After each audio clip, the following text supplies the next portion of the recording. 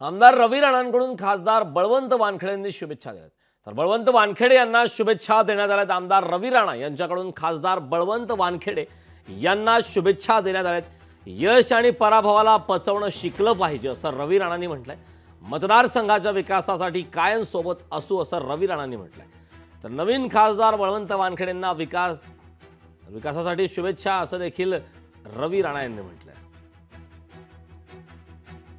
राजकारणामध्ये जेव्हा लढाई लढतो तेव्हा मेहनत करणं आपलं काम असते, प्रामाणिकता ठेवणं आपलं काम असते आणि यश मिळणं किंवा नाही मिळणं हे सगळं जनता जनार्दन सोडून द्यावं। म्हणून या यशाला सुद्धा पचवणं शिकलं पाहिजे आणि पराभवालाही पचवणं शिकलं पाहिजे। म्हणून मी नवीन जे आमदार खासदार झाले बळवंत वानखेडे यांनाही शुभेच्छा देतो की खूप जिल्ह्याचा विकास करा। जिथे जिथे आमची गरज पडली जिल्ह्याच्या विकासासाठी सदैव आम्ही तुमच्या सोबत आहे।